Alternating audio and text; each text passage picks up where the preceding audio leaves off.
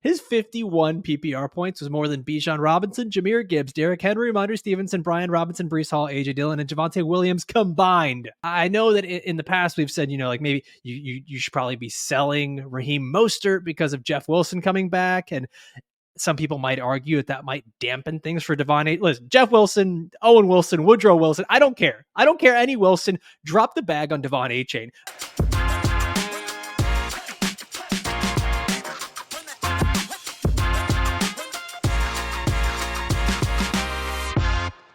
We're looking at 30 players to target on the week 4 waiver wire. Welcome into the show, everybody. And today, when we look at these guys that you can target off the waiver wire, nearly every player, I'm not going to say every player, but nearly every player is available in approximately 40% of leagues or more. Dave, we're going to start out at the quarterback position. And I just love this bit. I love the bit that we're going to keep doing every single week. Let's just keep running the bit. Go for it. Who's the first quarterback to make sure that everyone has rostered? Anthony Richardson's rostership has not changed at all. He was dropped in some leagues because people were scared off with him missing week 3. Still available in 20% of leagues, which isn't a ton, but that means that he's in some out there. So check your waiver wire. Gardner Minshew squeaked out the win, which was surprising. An overtime win over Baltimore, but this is Richardson's team. We know that. So high floor, high ceiling QB1 every single week. On to the next one, but check your waiver wire just in case Richardson did get dropped before the weekend. My favorite new bit that we have. I'm also telling you guys, go pick up Jared Goff. He has been the perfect streamer quarterback. He's available in 43% of leagues. In week 2, he's a quarterback 6. In week 3, he's a quarterback 13 with Monday Night Football pending. Listen, I know it's not pretty. It's not amazing, but for those teams that need quarterback help, maybe you went out and you drafted someone a bit earlier and they're not living up to expectations. Jared Goff is kind of the guy, and he's available in a lot of leagues in weeks 8 through 16. All great matchups. He's got the eighth easiest remaining strength of schedule for quarterbacks. So Jared Goff becomes kind of a sneaky streamer quarterback pickup in week 4. And Brock Purdy is still available in a lot of leagues, 37% of leagues, actually. I mean, in a 2-quarterback or super flex league, you're not even thinking twice about plugging him in, but he's starting to work his way into the QB1 conversation. Over the first 3 weeks of the season, he's had 21, 15, and 24 points. He gives you a pretty safe floor. Now, we heard this for years with Jimmy Garoppolo, that, he was kind of a yak merchant, that he would just check down and his players would do all the work. Well, guess what? It's still happening in San Francisco now with Christian McCaffrey and Deebo Samuel and George Kittle and Brandon Ayuk. And now Purdy's coming off a 310-yard, 2-touchdown game. I think you could work him into your schedule. Cardinals next week, they have been in back-to-back shootouts, not a great defense there, so I think he's absolutely in play. Then he's got a tough matchup against the Cowboys, then another tough matchup against the Browns, and then the Vikings, Bengals, Jags. So you're looking 4 of the next 6 weeks. You can plug Brock Purdy in as a back-end QB1. Really like Purdy, really like the system that he's in, really like his teammates. Whether you're sold on the talent or not, the fantasy production is going to be there. So Brock Purdy absolutely is going to be a streaming option these next few weeks. Let's take a look at Jordan Love. He's available in 53% of leagues. And listen, it hasn't always been pretty throughout the year, but right now he's the quarterback 6 on the fantasy season with Monday Night Football pending. 2 total touchdowns in week 3. He's got 8 on the season. Next 2 games going up against the Detroit Lions and the Las Vegas Raiders, 2 very, very beatable secondaries. And I think that we continue to see Jordan Love progress. He's going to get some of his best weapons back. He played last week against a tough New Orleans Saints defense. No Aaron Jones, no Christian Watson, was still able to eke out the win. It looked pretty bad at the beginning, and he picked it up as the game went on. And we talked about remaining strength of schedule for previous quarterback Jared Goff. For Jordan Love, it's even better. 4th easiest remaining strength of schedule. Dave, you've got one more quarterback option here, and this might be my favorite. I am in love with this story going on in Houston. Yeah, he's still available in almost 90% of leagues. And this is one of those guys that I think you have to pick up and stash because he is looking, of course, I'm talking about CJ Stroud. You already said Houston, so I won't bury the lead here. But this is one of those guys that you have to pick up. Like, I don't want to make the comparisons to these players, but Justin Herbert, his rookie season was absolutely a league winner. Patrick Mahomes, his rookie season, league winner. Cam Newton, his rookie season, league winner. And right now, through his first 3 starts, only Cam Newton and Justin Herbert have more passing yards through their first 3 games. He's completing 64.5% of his passes. He looks like a veteran out there with like the subtle movements in the pocket, just feathering balls deep downfield, taking the short throws when nothing's available downfield. And now he's got Pittsburgh, Atlanta, and New Orleans over the next 3 weeks. CJ Stroud is a guy, even if you are set at quarterback, let's say you've got a Josh Allen or Patrick Mahomes or somebody on your team, still pick up CJ Stroud and stash him, because if he can continue this trajectory, he's going to have a ton of trade value. And there have been a lot of good quarterbacks, Justin Fields and Joe Burrow, that aren't really putting it together. So you dangle him out there on the trade block. CJ Stroud should be must rostered in every single league right now. If you're enjoying this conversation that we're having so far, we're going to continue going on here with our 30 waiver wire targets to pick up in week 4. But if you are enjoying this, please make sure you like this video, subscribe to the channel. We are bringing you this show 6 days a week, 4 times, Monday through Thursday here on the YouTube. On Friday, we're giving you our audio version of this show, so make sure you are subscribed to the podcast. And then Sunday morning, we are giving you a live Q&A for your start-sit questions every single week. Make sure you're subscribed to the channel and drop your comments down below. If you have waiver wire questions, trade questions, whatever it may be, we make sure to get back to every single one of them. All right, Dave, let's move on to the running back position here, where I'm going to start us off with Kenneth Gainwell. And this is not about anything that he has done, because he obviously hasn't played, and we're coming off of the big DeAndre Swift game last week, which feels like it was years ago at this point. It's been so long since the Eagles have played. But we're talking about this, we're recording this before Monday Night Football. Okay, we're recording this on Monday morning.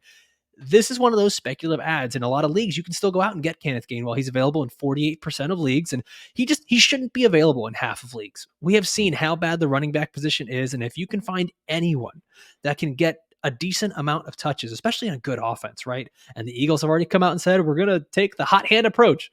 And this was one of your worries about DeAndre Swift, and I think it should be everyone's worry about DeAndre Swift, is that even though he may be more talented, right? Like in our eyes, that he's more talented than Kenneth Gainwell, at worst, Gainwell is still a good handcuff to have. And I don't see how he should be available in 50% of leagues. You can drop guys like, let me take a look here. Dalvin Cook can 100% be dropped. Antonio Gibson is a guy that can be dropped. Like there's plenty of running backs here that can be dropped in favor of a guy like Kenneth Gainwell. So go out to your waiver wire and check and see if he's still there. Very bold of you to plant a flag on Kenneth Gainwell on a Monday morning. I'm not planting a flag. Relax. I'm just saying who knows how this is going to look. No, I completely agree. He shouldn't be available in 50% of leagues. Right, but if Swift comes out and gets the bulk of the carries, we're not going to be surprised. If it's a Boston Scott week, we're not going to be surprised. This is the Philadelphia backfield we're talking about here. But yeah, 100%. Stash Kenneth Gainwell, completely agree with you in theory. I want to talk about Roschon Johnson. He got the opening drive. Now, I don't know if he is completely usurping the role from Khalil Herbert yet. I've talked about this throughout the offseason, through the first few weeks, but he outcarried Khalil Herbert, tied him in targets.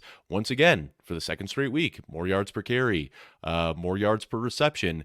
Herbert lost a fumble as well. It seems like this coaching staff just doesn't like Herbert, and he's not doing anything to take a stranglehold on the job. Meanwhile, Roschon Johnson just looks like the better running back. So the team stinks, but the volume could be there for Roschon Johnson. Still available in 2 of 3 leagues. Kind of surprised that you can still just go to your waiver wire and pick up Roschon Johnson after what we've seen through these first few weeks.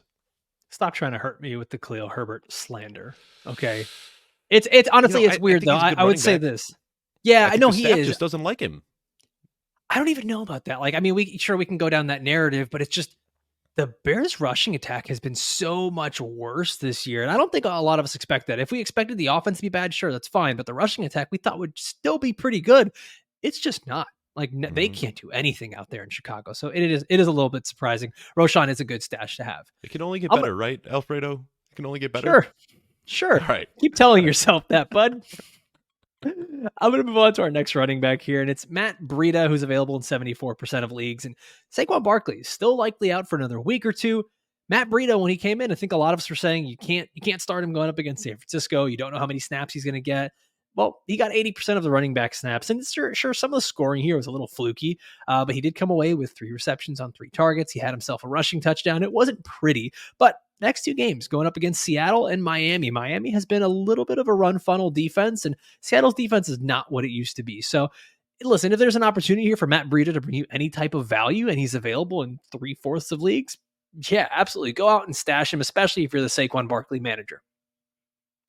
I'll talk about Kendre Miller here, and we were talking about Kendre Miller a lot leading up to week 3. Yeah, I didn't necessarily see the explosion that we wanted to. He did.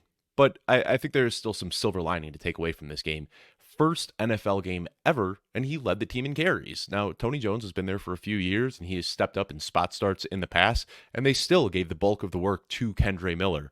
Now, obviously, Alvin Kamara comes back next week. That's going to muddy things up there, but Kendre is a very talented player. They used an early third-round pick on him, so I think they're going to have plans for him, and I'm not saying that he's going to be the next Mark Ingram, but this offense is best when they have a 1-2 punch at running back. So Alvin Kamara is going to do what he does in the passing game. Kendre Miller could be that early down and goal line guy here, so I think after the disappointing Week 3 outing, some people might drop Kendre Miller knowing that Alvin Kamara's return is imminent, but I'm still trying to pick him up and stash him where I can. Available in 82% of leagues right now, and it wouldn't shock me once waivers process if that jumps up a little bit and a lot of people drop him because of the disappointing Week 3. Yeah, and honestly, I mean, with the way everything's going, with Derek Carr likely not playing, this could be a team that leans heavily on the run while Jameis is in there. So we could see a very different New Orleans Saints offense over the next couple weeks. Dave, I'm powering up right now. I'm so excited to talk about this guy, Devon Achane, running back for the Miami Dolphins, set the Miami Dolphins rookie record for rushing yards in a game. He is available in 85% of leagues. I'm so excited, man, dude. This Dolphins team, 70 points. Devon Achane. We talked about him as being a waiver wire stash last week. And I said I would approach it with some cautious optimism about whether you're starting him or not, right? It's a desperation start. He was so good. Running back 1 in the week. He's the running back 5 in fantasy football right now. And he really has only played this 1 week of football. Let me put this all into context for you, okay? His 51 PPR points was more than Bijan Robinson, Jahmyr Gibbs, Derrick Henry, Ramondre Stevenson, Brian Robinson, Breece Hall, AJ Dillon, and Javonte Williams combined. Devon Achane was an absolute machine. And I'm not saying expect, 50 points per week like this, but oh my God, you can't put him back on the shelf.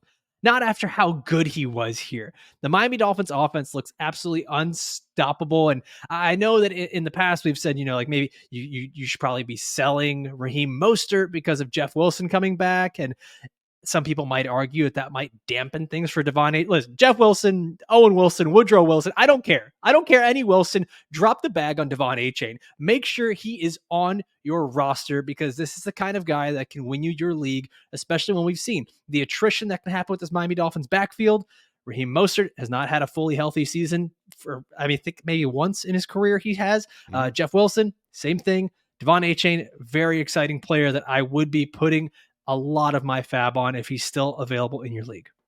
Yeah, and I've been talking about Achane since April, man. He's just tailor-made for this offense. If you look, guys who historically have found success in this, I don't know if it's a Shanahan offense or a McDaniels offense. It's kind of a blend of the two, but those guys do so with blazing speed, and he has that. I pulled a comp after he was drafted, and running backs drafted in the first 3 rounds to post a sub 4.35 40-yard dash and 33-plus vertical jump, which is a pretty good indicator of explosiveness. There are only 5 guys in NFL history to do that. Darren McFadden, Chris Johnson, Ben Tate and LaMichael James, who both kind of flamed out, and then Devon Achane. So, I mean, that's the ceiling that we're looking at here is Devon Achane could be the next Chris Johnson, could be the next Darren McFadden, and he is on a team that wants to commit the ball or commit to running the ball. So absolutely love it there.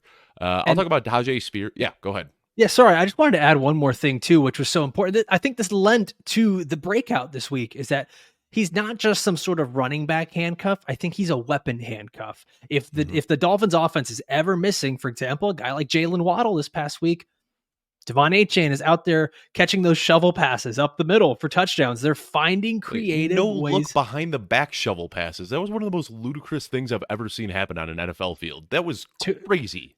Tua Tagovailoa has so much confidence right now. It's ridiculous. Let me talk about Tajay Spears here. And the week 3 was a terrible outing for Tennessee. They scored 3 total points. The entire running back room, including Derrick Henry, combined for 29 yards.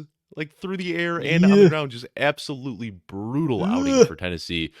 But Tajay Spears saw 4 targets, and I hate to say this, you never want to bet against the big dog, but he is showing signs of decline. This is not the Derrick Henry we have seen in years past. Could be limited with toe injury, could just be getting up there in age and usage. But Spears, we've been saying this for a while now. He could have some standalone value with his, activity in the passing game, and obviously has a ton of contingent upside if Derrick Henry gets injured or possibly traded to, I don't know, maybe the Jets or the Vikings. I don't know. Just speculating here. Maybe they try to move off of Derrick Henry. Maybe another team sees more hope in Derrick Henry than the Tennessee Titans currently do. So Tajay Spears is still available in a ton of leagues, 85% to be exact, and he is worth a pickup everywhere. Now, a guy that is available in 98% of leagues, Melvin Gordon, running back for the Baltimore Ravens. And it's strange that we've gotten to this point where we're telling you to go pick up Melvin Gordon when he wasn't even on the Ravens active roster to start the season. He was a practice squad guy, but now you have injuries to J.K. Dobbins, to Justice Hill, and then Gus Edwards left week 3 with a concussion. Melvin Gordon came in, took over as the primary back after Edwards went down. He had 12 opportunities compared to Kenyon Drake's 4. This is a very, very desperate play. This is, you're hoping that he can fall into the end zone, as being part of this explosive Ravens offense. But this is a bit more of the desperation play. If you had Gus Edwards, if you had J.K. Dobbins, and you just keep going down the bench until you get to Melvin Gordon, and you just need that running back 4, running back 3. He does present a little bit of upside here in week 4, especially if there is no Gus Edwards or Justice Hill. Oh, Alfredo, a while back we said, what's the theme for this show is under promise, over deliver. I believe that's what we do. I think you started off the show saying that we are going to have 30 waiver wire stashes. I'm going to give you a bonus one right now. So you're getting 31. I was going to talk about Sean Tucker, and I will talk about Sean Tucker, but I'm going to lump Sean Tucker and Zach Evans together, both playing tonight, both worth a stash, both available in 99% of leagues. So unless you're in a crazy deep league, you can probably stash these guys. And looking at the Tampa Bay running back room, we don't know who the lead guy is going to be. Right now it's Rachaad White, but those tides could change quickly. Same with Los Angeles. Right now it is Kyron Williams. We've talked about some of the concerns we have about him and his inefficiencies and Sean McVay's hot hand approach. So Sean Tucker and Zach Evans are both rookies that you might not be familiar with, but they could potentially carve out a role in what aren't clearly defined backfields right now. So available in almost every single league you're in. Sean Tucker, Zach Evans. If you're really hurting a running back, pick him up, stash him, and see what happens tonight. I'll say this, and I'll push back a little bit on the Zach Evans stuff. And you know what I'm going to do? I mean, he might be inactive, so you don't have to push back all that hard. He might not even see the field tonight. Well, that's why. Like, I'm going to give us one more guy here, okay? And it Ronnie sounds Rivers? like it. Yeah, it's an NPC, 32, man. Like 32 he's not waiver wire pickups.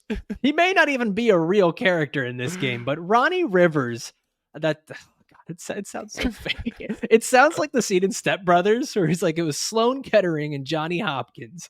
That's what Ronnie Rivers is. He's the third guy in that bunch. And listen, he was the next guy in line behind Kyron Williams, where Zach Evans was still relegated to practice squad. And they called up Royce Freeman of all people. So it could be really ugly. I'm not saying this is a guy you have to go run out and grab, but in the deepest of leagues, if you have Kyron Williams, you might want to also stash Ronnie Rivers.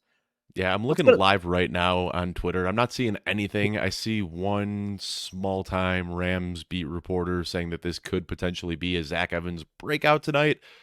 But let's get him activated before we really start beating the drum for him. But I like Zach Evans, man. Go watch some Zach Evans highlights, and they just warm your soul. He's fast, he's strong, he's fun. So fingers crossed, maybe we see it. I'm gonna poo-poo that a little bit. I'm not a Zach Evans guy. All right, let's move on to the wide receivers here. Dave, why don't you kick us off? Another Monday night guy, and he might not be available in your leagues, but Tutu Atwell is still available in 42%. And a lot of these guys that we're talking about Monday night, this is, like you said, if you've got the guy that you are just done with, which I'll give you a little foreshadowing. We're going to talk about even some more of these guys tomorrow on Tuesday's show, but guys that you just are sick and tired of, we're just going to keep talking about Dalvin Cook as the guy that you can cut freely from your bench. But if you're in a league that allows that, where you can cut somebody and stash a guy on Monday night, Tutu Atwell. Right now, Puka Nacua is clearly the guy. I mean, on pace for 915 targets this season or whatever it may be. But Tutu Atwell is very quietly had 196 yards through his first 2 games. We don't know what the team's going to look like if and when Cooper Kupp returns, but Tutu Atwell is the wide receiver 2 right now on a high-flying Rams offense. So cut one of these guys that you are just done with and stash Tutu Atwell if you're available. And maybe, you probably can't elevate him into your starting roster tonight, but maybe you get him for week 4. Maybe Cooper Kupp doesn't come back in week 5 and you get a few other weeks. Tutu Atwell is a part of a Rams offense that I want to invest in. Yeah, I think even when Cooper Kupp comes back, this Rams offense is just becoming really valuable, especially that passing game. They don't necessarily seem like they have a running game they can lean on. So it's everything is just going through Matt Stafford in that passing game. I mean, we saw Matt Stafford make Kenny Galladay a wide receiver one. We saw him get elite Who's production that? out of Golden Tate. Exactly. I mean, I'm just My like favorite cereal. foreshadowing for my 2024 wide receiver fantasy football rankings. Whoever Matthew Stafford's wide receiver one is, that's my wide receiver one. I had a Justin Jefferson. I had a whoever. Matthew Stafford is just a thing of beauty for fantasy football wide receivers. I think that's what my takeaway is for the first few weeks of the season. That seems a bit audacious, but we're going to move on. I'm talking about Sky Moore, who's available in 34% of leagues. And I'm sure that a lot of fantasy managers already feel burned by him. Like, why are we talking about Sky Moore? This is the guy that I started week 1 because he's supposed to be the Chiefs wide receiver 1. And he absolutely just burned me. Things are trending back in the right direction. I think the whole thing is that the expectations were just blown way out of proportion. Now Sky Moore is kind of being more appropriately valued as a guy who can be a wide receiver 3 or 4 in fantasy, a flex play type of guy. He's been getting more snaps than any other receiver on the team. He's 3rd on the team in targets. He had the highest target share of the season last week. I know it was just around 16%, but it's growing each week. And 16% of the passes in the Chiefs offense is unlike any other offense in the league, maybe Miami, right? And that's also with a game where everything got out of hand really fast. Like things were done. The Chiefs did not have to keep passing the ball a whole lot. So I'll say this, Sky Moore, not necessarily a plug and play starter, but encouraging to see 4 receptions in a game that was just over so quickly. I think he can continue to grow on that. I'm going to gag a little bit before I get this next guy's name out of my mouth. That's He has gross. done absolutely nothing so far. Quentin Johnston is not a guy I feel good about running to your waiver wire and picking up, but he's available in 54% of leagues. We don't have any clarity on the Mike Williams injury yet, but this morning, Ian Rappaport said that it could be a season ender. I know Dr. Chow yesterday on last night's show was saying that it looks like a possible ACL.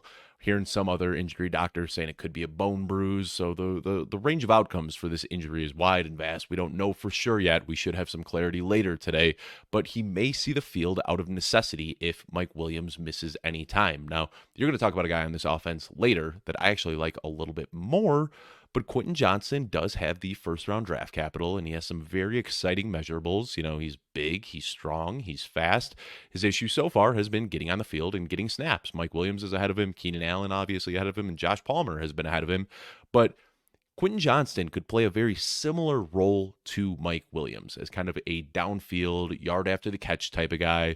Like I said, similar measurables here. So I don't know if Quentin Johnston is somebody that you can just say, yes, now I get to pick him up and put him into my lineup, but he's worth a pickup and a stash just to see if he can develop into something in this Chargers offense.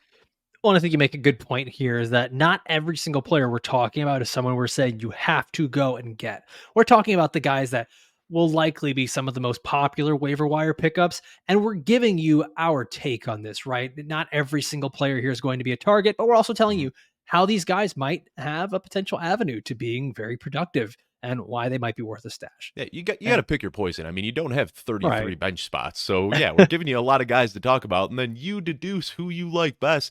I actually do like Quentin Johnston as a pickup. I mean, Adam Harstead talks about it all the time. Guys with first-round draft capital are one of the safest investments you can make as rookies.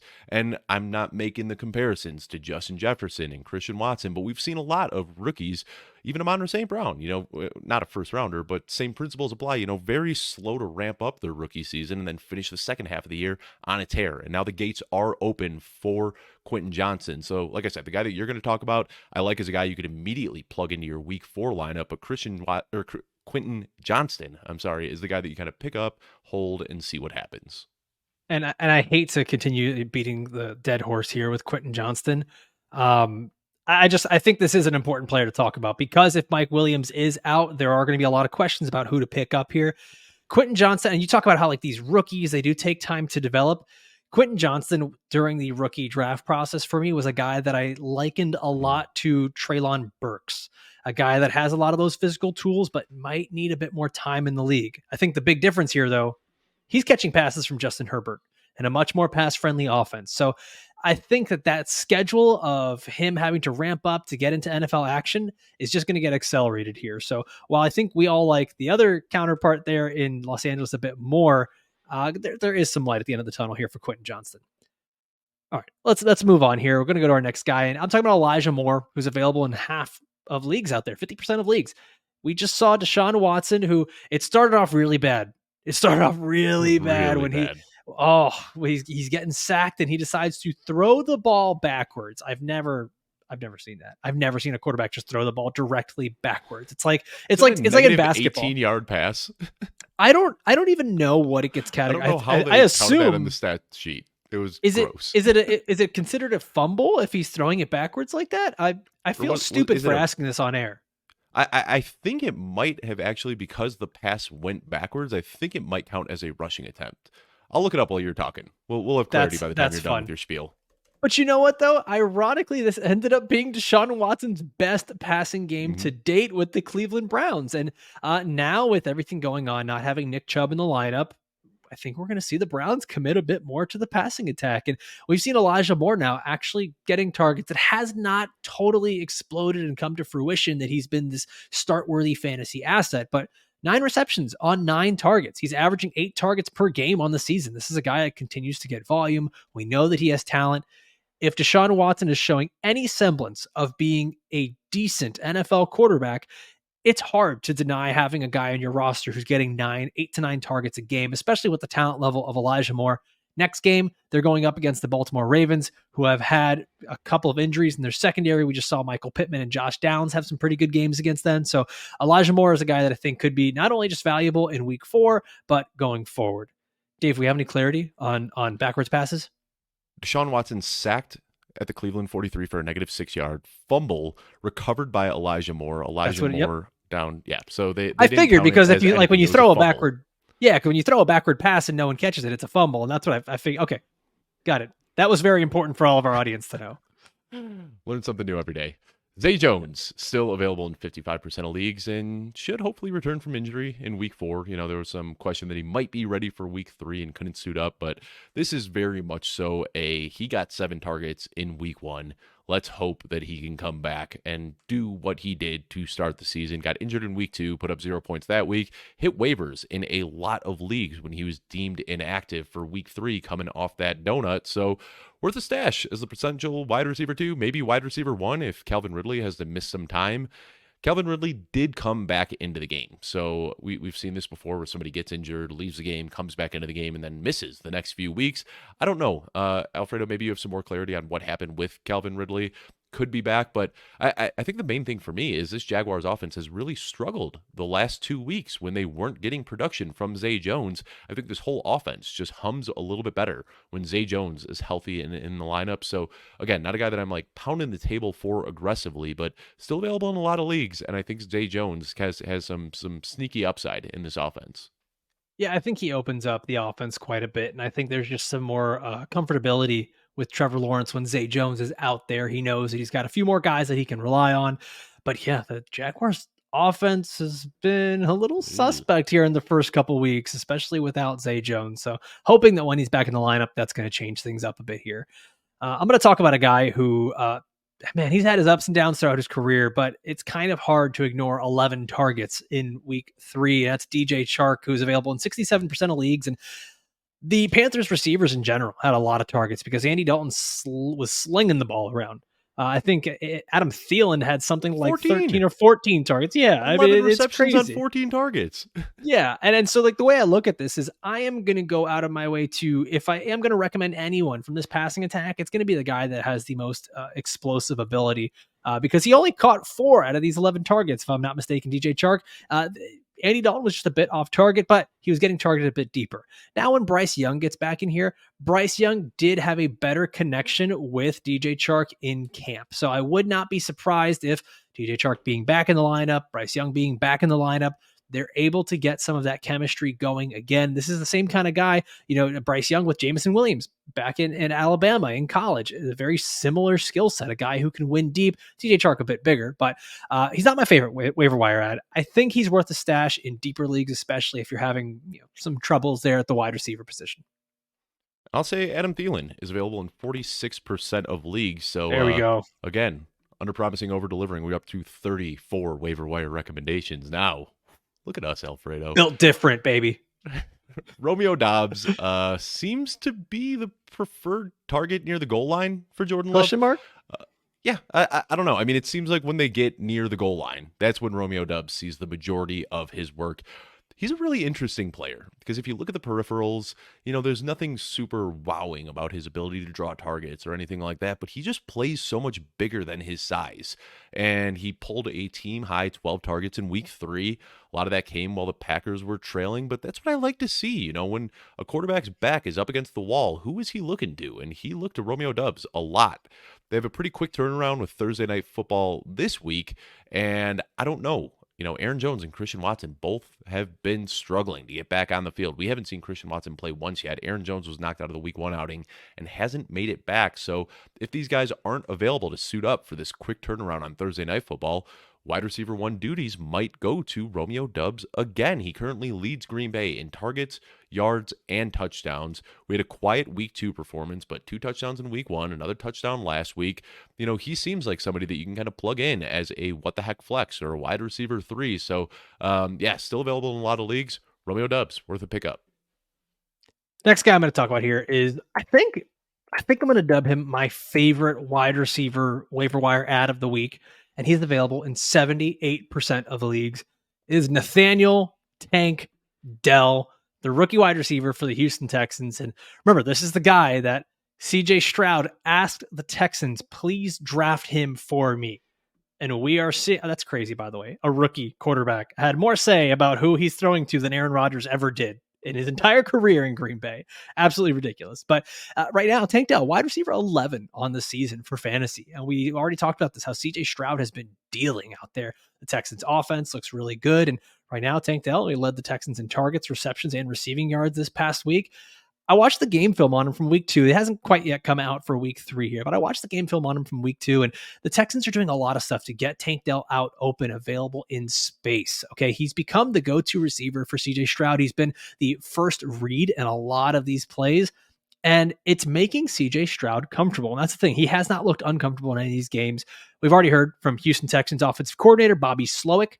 Tank Dell is an elite separator, and that's what's showing up in the film. That's what's showing up in the box score. Stroud is going to him a lot. There's been something that I've seen him do where when Stroud has to move out of the pocket, Tank Dell is one of those high IQ receivers that moves with Stroud. And I can tell you that is one of the things that quarterbacks, they love that the most, is that when they're in trouble, they have a wide receiver they can go to consistently who's going to be open. And we're starting to see that. That's why Tank Dell had a touchdown thrown to him in week 2. And that's why he continues to be a first read target of CJ Stroud each and every week. I absolutely love Tank Dell. He needs to be rostered. We make the joke about Anthony Richardson, but Tank Dell needs to be rostered in 100% of leagues.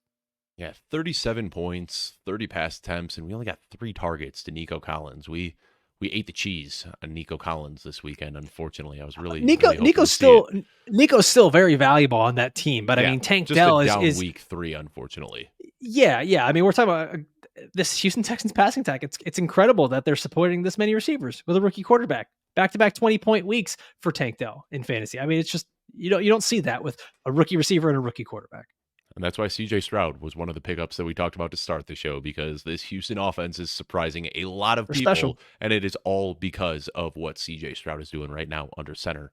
Now, I just talked about Romeo Doubs, but I'm also going to talk about Jaden Reed, the rookie right now, who is available in 80% of leagues. Another Green Bay receiver worth stashing. Alfredo, we talked about this way early when we started this show, episode 2, that we like the Packers offense, that Jordan Love is a lot better than I think people expect him to be. And Jaden Reed, through his first 3 NFL games, is averaging almost 7 targets per game.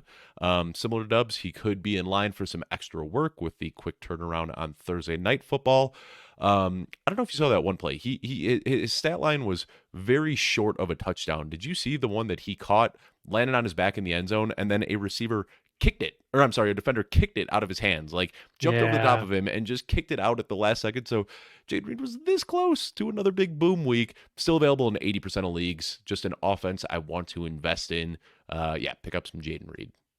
I love me some Jaden Reed. And I'm going to go to another guy here that I loved as a prospect, and it's been rough going for him here at the beginning. And this is a bit more of a planning for the future type thing. Okay. If you are one of those teams that is doing really well in your leagues, right? You're 3-0 right now, or potentially going to be 3-0. Jamison Williams is a guy that you can potentially look towards, especially if you have the space on your bench. He's available in 84% of leagues approximately. He's going to be returning in week 7. He should be healthy by then. Now, the unfortunate thing here, right, and that's the thing to watch, is that it may take him a little bit of time to get back into the swing of things. I, I know I'm a bit overly optimistic when it comes to Jamison Williams. I love the prospect. I think he's in a great offense that has a heavy passing volume, and everything seems like it should work out well for him. I just don't think, with how competitive things are in the NFC North right now between the Lions and Packers, with how good the Lions have actually been this season, I don't think they can afford to take it slow with him anymore. They're 2-1 right now. They're going to be at that time, we're talking about week 7, they're going to be in the dead heat of a playoff race. They are going to need to show that they can establish dominance in that NFC North. And if you get him out there, what we've seen with this Lions offense is that outside of Jahmyr Gibbs, they really lack speed. They lack the explosive playmakers. They have a lot of sure-handed pass catchers with Sam Laporta and Amon St. Brown. They have a pretty solid running back with David Sam Montgomery. Laporta got behind the defense yesterday. We saw it. I mean, it was kind of a broken play, but we saw Sam Laporta get behind the defense, which is very impressive to see from a rookie tight end. Oh yeah, and I'm not. I don't take. But we'd like to see Jamison Williams in that role, right? Like, I don't take it as me talking down the offensive playmakers for the Lions, but there's a big difference between a guy that runs a 4-2 and Sam Laporta. And so, if Jamison Williams can have any of that just added explosive ability put into this Detroit Lions offense to give them the kick they need, and I think not only does that team get a lot better, but I think that Jamison Williams actually becomes pretty valuable for fantasy football. I'll talk about Marvin Mims, who is still available in over 90% of leagues. Crazy. Which is crazy to me. Crazy. Now, the majority of what he did in week 3 came on punt returns. He had 121 return yards, including a touchdown. And just a bone to pick. I don't think you should get points for every single return yard you get on a punt. But it's so frustrating as a fantasy manager when you see some guy carve up an entire special teams, run for like 85 yards, score a touchdown, and then you check your fantasy point and you're like, oh, 6 points. Like, it feels like that should be worth more than 6 points, especially what Marvin Mims did yesterday. But even through the air, he's got 186 receiving yards over the last 2 weeks. So Marvin Mims, absolutely worth a stash, available in 92% of leagues. Now, Alfredo, right now we're recording this. It is 12:15 p.m. Eastern. I see the next guy you're going to talk about, but I think you jumped down the list a little bit and talk about this guy. We just got official word from Adam Schefter that Mike Williams tore his ACL out for the rest of the season. So I think this guy that you're going to talk about next is a premium pickup in every single league. Yeah, let's skip around here. Then I want to talk about Joshua Palmer, the wide receiver for the Los Angeles Chargers, because he, I think, has shown, and it's unfortunate, and you never want to be the person that's pinpointing injuries like this, but he has shown that he has been somewhat of a wide receiver handcuff for the Los Angeles Chargers. Whenever there has been an injury to either Keenan Allen or Mike Williams, Joshua Palmer steps in. And when Mike Williams went down in week 3, Josh Palmer came in, played 11 of 13 snaps after that. We look back at last season, he was the wide receiver 37 last year, and basically an on and off role in an offense that was much worse than this. Justin Herbert looks fantastic right now. That Chargers offense looks great. The problem is their defense can't stop anything, which all that means is they're going to continue to pass this ball. I think that Joshua Palmer, I think, might be right up there with Tank Dell as my top wide receiver ad of the week. I think there's a good... I might lean Joshua Palmer a bit more here because I think that long-term, that Chargers offense is going to be better. I do think there might be a time here where the Houston Texans, those rookies, their bubble might pop a little bit here. Whereas Josh Palmer, Justin Herbert, Chargers offense, they've done it before. So I'm gonna change my tune here a little bit. Joshua Palmer is going to be my number 1 wide receiver to add off the waiver wire this week. Yeah, and I think, in the preseason, we start looking through everything. Austin Eckler was going to be there, and he's been injured. They're saying he might not be back until after the bye week now. We expected Quentin Johnston to be the wide receiver 3. We expected Mike Williams to be healthy. So in the preseason, we were looking at Josh Palmer as potentially the 5th option in this passing game. Now, as early as next week, he's going to be the number 2 guy behind Keenan Allen on one of the best offenses in the NFL. So Josh Palmer, absolutely a must-add in every single format. I'll talk about Wan'Dale Robinson here, and we're getting deep in the weeds. This guy's only rostered in about Deep. 1% of leagues, so he is available almost everywhere, but pulled 5 targets in his first game back from an ACL. And the reason I want to talk about him is because a lot of people had no expectations for 2023. But he was a target magnet last year. I mean, he was limited in a lot of games. He dealt with some nagging injuries, but when he was on the field, his targets per route run were absurd. And in his final game where he tore his ACL, he had already pulled 13 targets in that game. Early second round pick last year with a very prolific college career at Kentucky. Should be an impact player in the NFL. Still working his way back from this ACL tear. But with this New York Giants offense really struggling right now to kind of find their identity and find who their number one guy is. We see some dashes from Isaiah Hodgins and Darius Slayton. Darren Waller hasn't really put it together yet.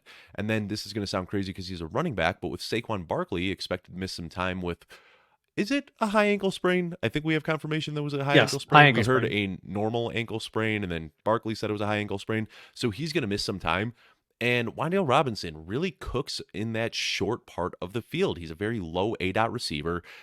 He can get out of the backfield on wheel routes and things like that. So with Saquon Barkley and his impact missing in the passing game, that can be even better for Wan'Dale Robinson. So again, talking super deep leagues here, available 99%. But I've just been a big fan of Wan'Dale Robinson and want to see what he can do at the NFL level.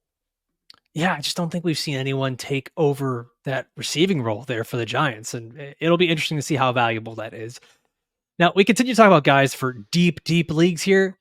Joshua Downs, wide receiver for the Indianapolis Colts, is available in 97% of leagues. And in week 3, he had 12 targets. He's another guy that's averaging 8 targets per game. He has shown that he can command targets in this offense, no matter who the quarterback is, whether it's Anthony Richardson, Gardner Minshew. He's a guy that is being very involved in this offense. And I think a lot of people got a little down on him because, pun, down, You're just because he, joshing. yeah. Oh, I like it. Oh. I like it. It took me a second. That was good. I think people got a little bit more down on him because of the fact that he didn't get the draft capital that was expected. But this was a guy that for me was my wide receiver 4 in this rookie class, and he's been looking good. He's already surpassed Alec Pierce in terms of target share, targets per route run, overall targets, receptions, yards. He's got twice as many fantasy points as Alec Pierce. He's the wide receiver 2 effectively on this Colts team. How valuable is that going to be? We don't know. But currently, as it stands, in terms of fantasy production, he's the head of guys like Drake London, Jahan Dotson, Treylon Burks, Juju Smith-Schuster, Jackson Smith and Jigba, all guys that were being drafted well ahead of him. He's honestly, and it's funny because it's almost the same thing. Elijah Moore is wide receiver 47, Josh Downs, wide receiver 48. They're both getting roughly the same amount of targets per game. Yep. My player comp for Josh Downs coming out of college, Elijah Moore. Pat yourself on the back, Alfredo. Good call there. They're there. The last guy I'll talk about, still available in almost every league as well. Again, we're deep in the trenches here. Calvin Austin. He had 6 targets, 72 yards, and a touchdown last night. I mean, and if you watch that game, you saw it. This man has blazing speed. Ran a 4.32 at the combine, which puts him way up in the, I believe, 95th, 96th percentile or something like that. It's an A. It's an A. If you were grading a paper, it's an A. Yeah, I'd say 97%. He's getting an A plus on that. And you just can't teach speed. And right now, this team really doesn't have a wide receiver one. I mean, like, sure, it's George Pickens, but he's just not really pulling targets. And we had some concerns about George Pickens in the offseason. Deontay Johnson, which, we're hearing is a pretty severe hamstring injury. We don't know when he's going to be back or when he's going to be back to full health. So Calvin Austin is, I don't want to say he's going to be the wide receiver 1 on this team because that's getting a little ahead of ourselves with Allen Robinson still there and George Pickens is still there. But Calvin Austin didn't do much as a rookie as he battled through some injuries, and now he's looking like he is ready for a much larger role in this offense. So trying to figure out who the wide receiver 1 is going to be there, I don't really know, but Calvin Austin is worth a stash. I looked it up, 98th percentile, so A+ speed from Calvin Austin. There you go. And I think the big thing to note here, right? And this is just to get a little narrative-y.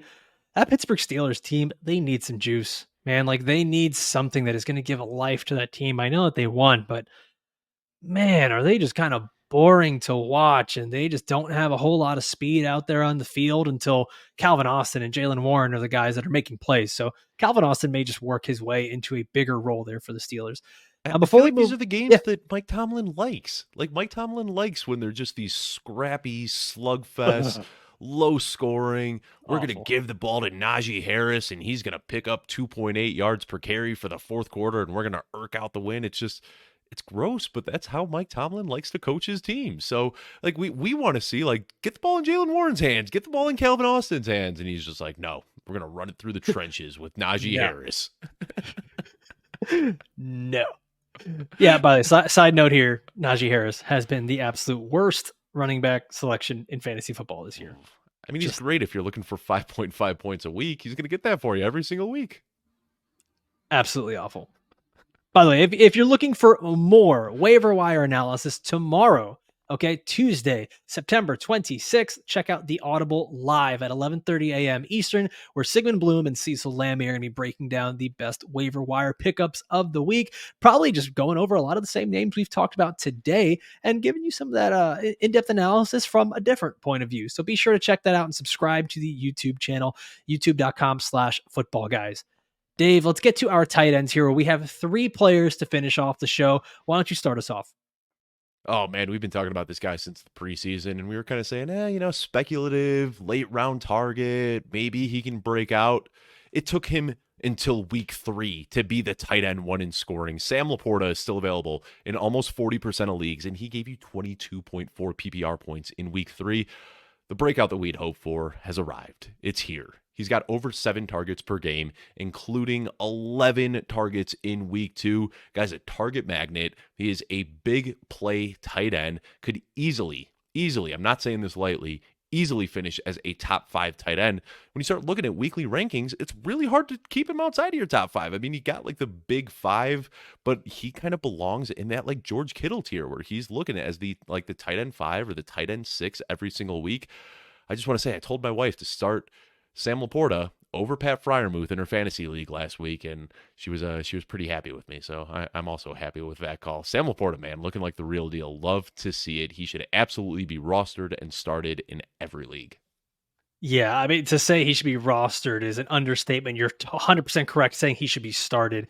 Sam Laporta tied in 2 on the season right now, and I think we already knew this, something in the water over there in Iowa.